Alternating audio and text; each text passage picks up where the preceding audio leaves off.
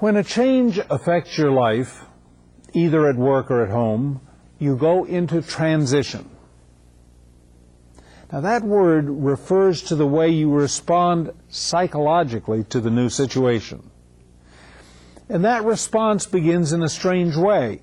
It begins with an ending, with a letting go of the way that things have been. And when the change is a big one, with saying goodbye to the person that you yourself used to be. Let us say that you move to a new city or even a new country. The change involves all the things that move requires. Traveling to the new place, taking your most important possessions with you, finding a new place to live, finding new work to support you. But the transition, if it is to be successful, requires you to let go of your old life. If you do not do that, you might make a successful move physically, but emotionally and psychologically, you would still be stuck in your old life. Most people talk more about change than they talk about transition, although the problems they actually encounter when things change often come from the transition process. Specifically, the problems often come from the fact that people have not made a real ending and let go of their old lives. This is certainly the case with the changes that are taking place in today's world of work. The difficulty that many people have with it comes not from lacking work, but from holding on to the old attitudes, the old assumptions, the old identity that they had in the old world of work. What can such people do? The constraints that they face will vary from one culture to another, but their central task remains the same. Rather than focusing entirely on what they have to learn or to start doing what is new, they must begin by considering the simple question, what is it time to let go of? Or to ask the question another way, what is over? What is it time to say goodbye to in your life and work? Remember, holding on to the past is just as likely to make you unsuccessful as not understanding the future is. Now, here are some things that you can do to help you make an ending. They are useful to remember in your personal life too, I might add. The first thing to do is to decide exactly what is over and what is not over. Because it is just as big a mistake to let go of things that are still useful to you as it is to hold on to what you ought to let go of.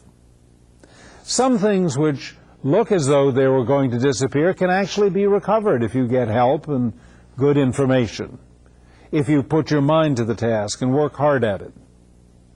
Other things cannot be recovered, but can be reinvented in new terms, so that you gain new ways of getting whatever the old circumstances provided you. If things cannot be reinvented, perhaps they can be redefined so they don't feel quite so much like a loss. Perhaps, for example, you cannot recover a job that has been lost, but if you find a way to reinvent your work life in the way that I'm recommending, you will be better off than you were before you lost the job. In the process, you will have to redefine your identity. When you realize that you must let go of something, it helps to shift your focus from what you're letting go of to the process of letting go itself. Imagine that you've been holding something and that you're opening your hand and letting go of it. Do not make it more difficult by holding on just a little bit. It's like crossing a national border or boundary. Do not try to keep one foot at home. It may help to find ways to build a little ceremony or ritual around letting go and making an ending. It also helps to strengthen the continuities in other parts of your life. Those activities, those relationships, those part of you are not ending. Your whole life is not over. Even though many things about your life continue as before, you should not be surprised if you feel sad and lost when something ends. Generally, it helps to find someone to talk to about the loss. Although many people feel that the workplace is not the place to talk about their feelings. So find a place. You should not be surprised if you find yourself thinking very frequently and positively about the past, the good old days, when you knew just what was expected of you at work and when you didn't have to keep learning new things, and when you could just come to work and do your job. Idealizing the past is part of letting go of it. But don't misunderstand what you're doing. These thoughts do not necessarily mean that the past really was wonderful. Remember how boring the old job was, how stupid the manager was, and how the promotions went to people who had better connections than you did? There were good things about the past, but it had real drawbacks too. Letting go is only the first phase of the transition process. Although it can go on for some time, and although it never entirely disappears until the transition itself is finished, gradually you will enter the second phase of transition, the neutral zone. This in-between time is very confusing, because you've let go of who you used to be and what the old rules were, but your new identity isn't clear yet, and you aren't quite sure what the new rules are, or whether you'll be able to live by them.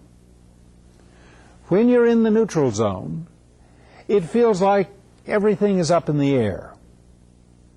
As you can see in this image of transition, things feel chaotic, and it is difficult to be sure which way things are moving. This is a natural time to lose your confidence. So if you do, remember that that is as much the result of being in transition, and specifically being in the neutral zone, as it is a sign that you don't actually know what you're doing. This neutral zone is not just a time that you have to suffer through, however. It is also the part of transition when you're most able to try new things, when you're most creative, when you are likeliest to find the answers that you seek. It's a time when nothing is settled and things are very, very fluid. So it is a good time to experiment, try new things. Don't rush through this time thoughtlessly. Take some time by yourself. Step back from your situation mentally and try to imagine new ways of doing things. Look for new experiences that will give you new perspectives on your life and your work. Record any new ideas that occur to you. It is in the neutral zone that you can turn transition to your advantage by using it to discover or to create a new future for yourself. As you begin to get an idea of what that future might be, turn it into a picture that you can hold in your mind. Think about it. Imagine how you will feel in your new life. Thinking about it that way helps to establish it securely in your mind. As the new life starts to take hold in your mind, you move out of the neutral zone and start to make a real new beginning. To help yourself do that, turn the picture of your destination into a plan for getting there. Keep other unrelated changes from using up the energy you need for this one. Focus your energy on taking specific steps and on achieving a few small successes as soon as possible. That will keep your goals from seeming to be so far away and your task feeling so challenging. Think about not just the big change that you're making, but the new specific attitudes and behaviors that you'll develop as the new way comes to feel more natural to you.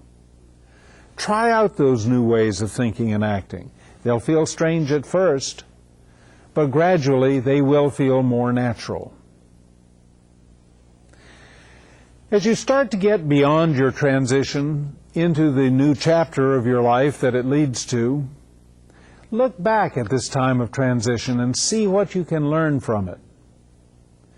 We said that there are going to be lots of transitions in this new way of working. What could you do to make them easier for you? What did you discover in this particular transition? What would you do differently if you were going to do it again? Review this transition in your mind when you're done with it, and view it as a lesson that life offered to you to get you ready for your new career. Well, those are the things that I've learned about the new workplace by studying it for the past 15 years and by living and working in it myself for 25 years. It takes some getting adjusted to, but it provides an excitement and many opportunities that were not available in the old world of work. Remember, there is a lot that you can do to help yourself to get comfortable with and to be successful in it. Let me close by reminding you of the steps to take. First, remember that you need to know what you have to offer this new workplace and how to find a customer that needs it. It isn't going to be enough to remember the jobs that you've held and how to fill out a job application form. Second, you need to learn how to build a relationship with that customer that benefits both of you. You're going to have to find out how to add value to what that customer does. Third, it will help if you can start to think about the future as though you were a little business, creating a business plan, rather than as though you were a traditional employee worrying about your career. And last, you're going to be in transition more often than you used to be.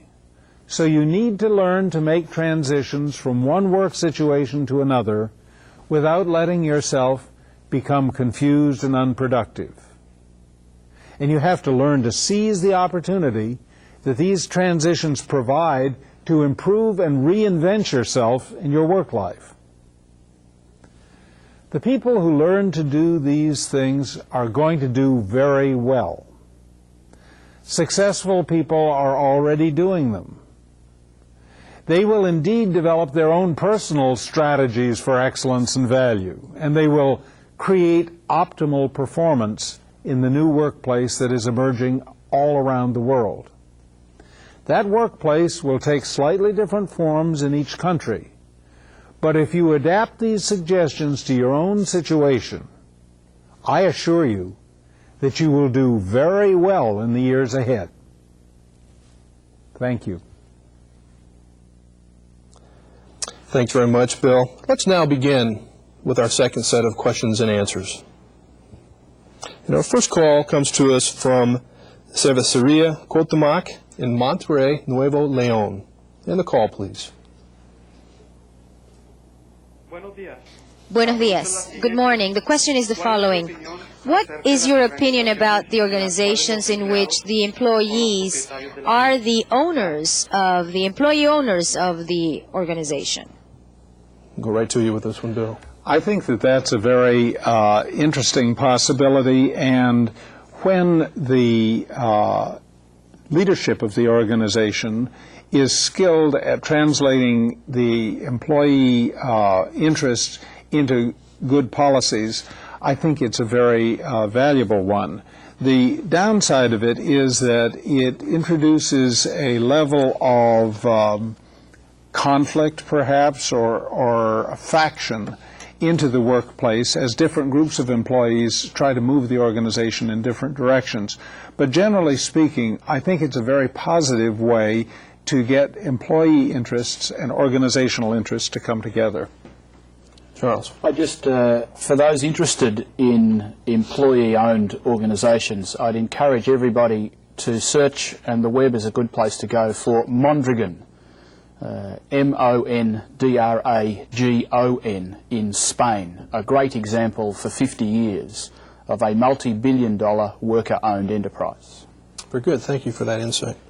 From the Universidad Tecnológico de Panamá comes our next question, please.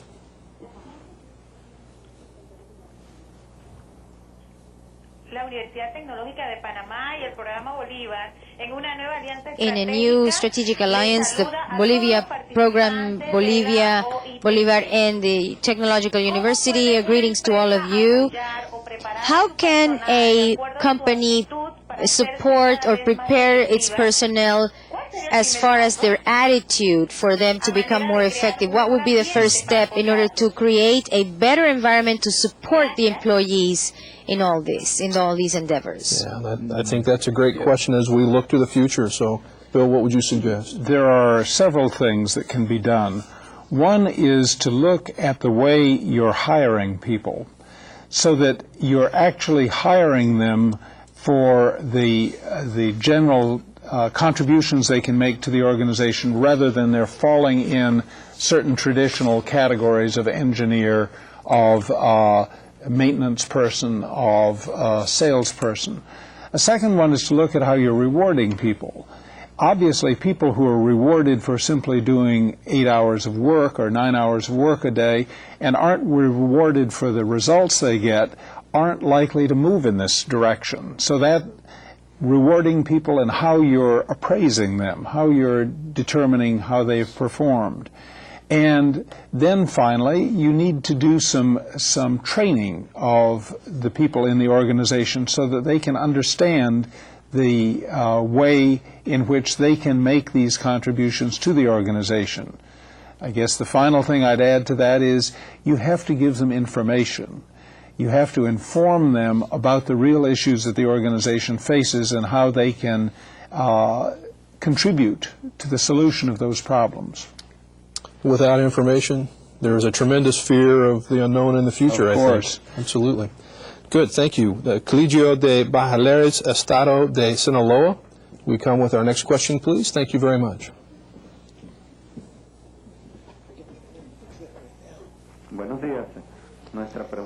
Good morning. Our question is the following. As a cutting-edge organization, how would they have to be instead of looking for the most important criterion for productive success, what other criterion should we look for? ¿Está usted allí todavía, México? Great question. Criteria to look for success. If instead of looking for the best success for productive success, and how would it be if we actually followed some criterion for success in the development of the human being? Okay. What do you think of that? Charles? Absolutely. We've been besotted for, sorry to the translators, for a couple of 100 years, and particularly for 20 or 30, with this idea of productive success, meaning more or better widgets per hour. The idea that an organisation might care enough about its people to make their success a part of the organisation's success seems to me to be absolutely part of the future. What are your thoughts on that, Bill? I'd agree with that too, although I would have one little warning in there. It has to be handled with care so that the individual's development doesn't become a block to the organization's effectiveness. Obviously, the two have to go together. If the organization's effectiveness is damaged, then there won't be employment for those individuals and everything will be lost. I think, however, a good case can be made for making the organization more effective through giving the employees a better place to work, and that obviously serves both parties. The environment will help their creativity, will help them contribute to change in the future. Coca-Cola FEMSA in Buenos Aires comes our next question, please.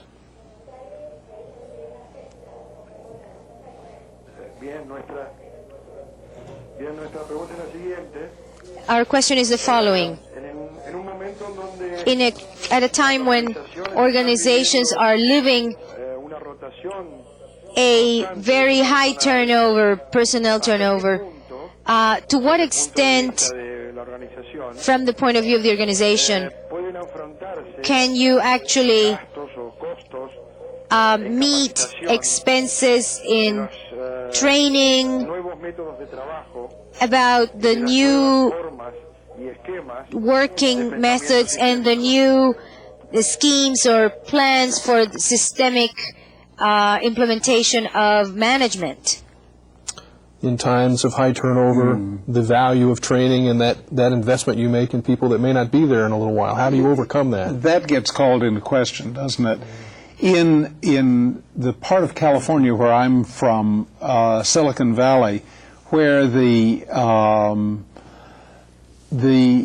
change, the pace of change and the pace of employee turnover can be very high, the companies nonetheless believe that they have to keep training or else they simply fall behind. It's a very difficult decision for them, but I don't see these companies stopping training just because a worker may not be there in a few months. The thing that they do, however, which some companies don't do, is they pay a lot of attention to why people leave the organization. And they learn from that to improve the situation so that they can reduce their turnover. Right. And in fact, they sometimes find that offering more training is an inducement for people to stay around longer.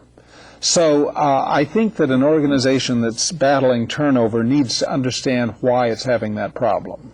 Is there a problem with an organization confusing education versus training and misapplying one or the other in relationship to this question? I assume you mean that training is more related to the actual work and education is more general? Is that applied versus academic and applied?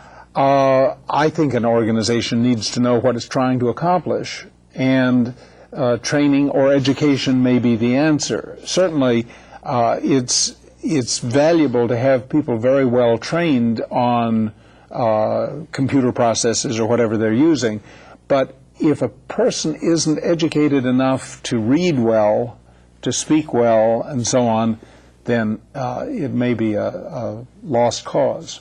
Very good. Thanks. I appreciate that.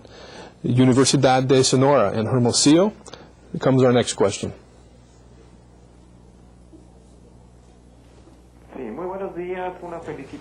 Congratulations and good morning. Congratulations to Charles Brass and Dr. William Bright for their wonderful presentations and topics.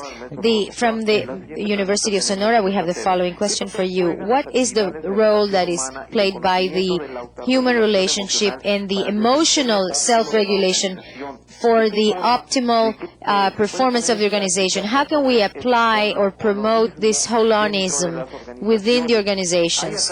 Is there perhaps a difference between in the chain client, the chain all the way to the client and the total quality, and how can you implement something that will make the members of the organization self-study, do a self-study, study on their own, So that's the comment or question. I'm going to bring this over to Charles. Yeah, I think one of the changes that is taking place with the best corporations in the world is they're starting to broaden what they define as their organizational boundary.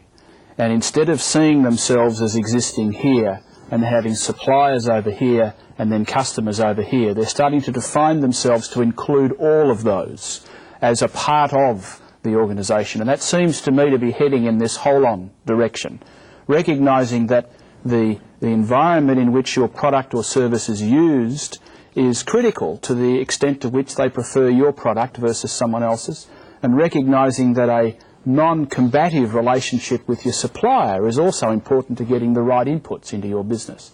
So that seems to me to be a critical way in which organizations are making this step towards thinking bigger.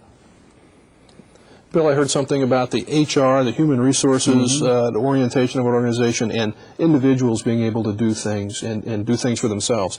How do we make the two work together? I think human resources in most countries have been focused on administrative tasks and on assuring that certain legal requirements were being met.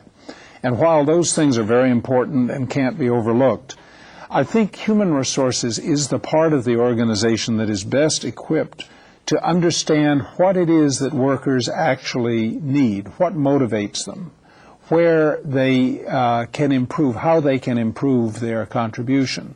And so human resources is, as I see it, slowly migrating from a purely administrative responsibility to a responsibility within the organization to supply it with the talent that it needs and to improve that talent to get the very best results for the organization. Thank you both for that. Let's now go to the Technical Institute in Tepic for our next question.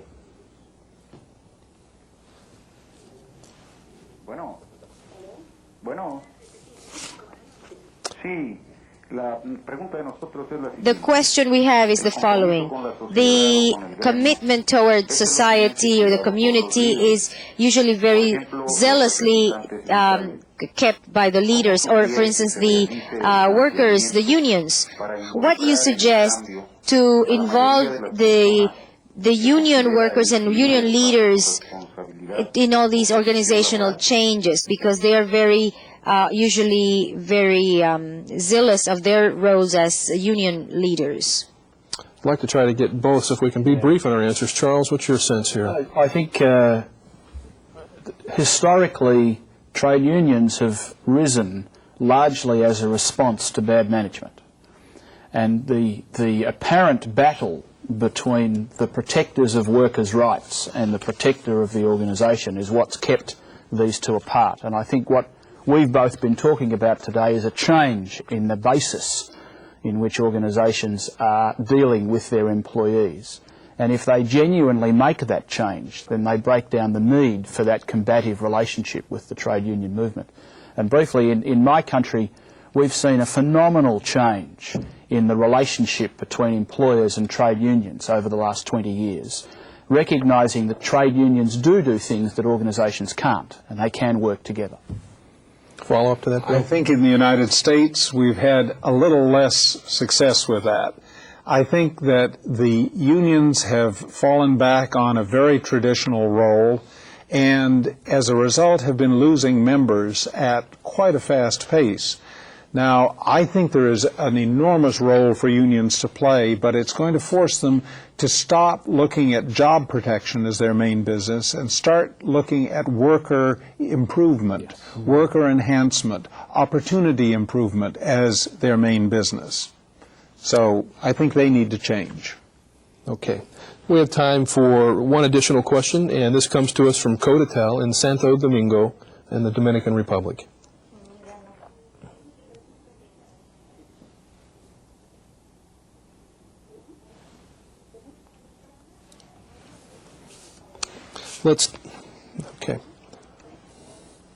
Okay, we're going to take a question from Spain, and if we could have the call from the Universidad de Alicante, please.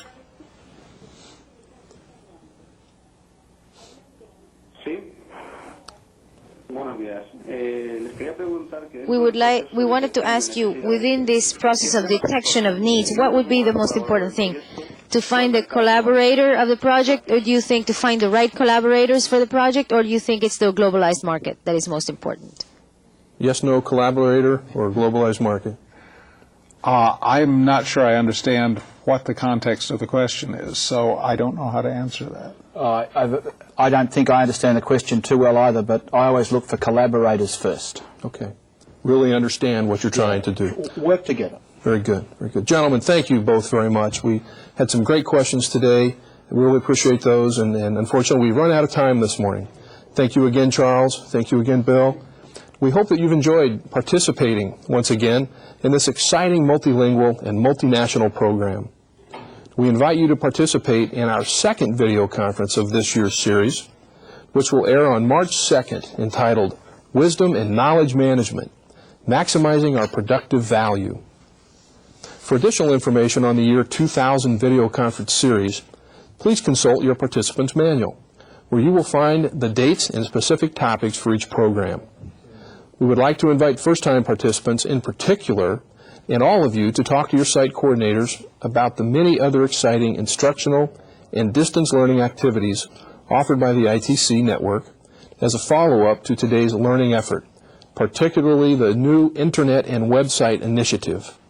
On behalf of all of us who collaborate with the International Training Center, I thank you for your enthusiastic participation and interest in today's program.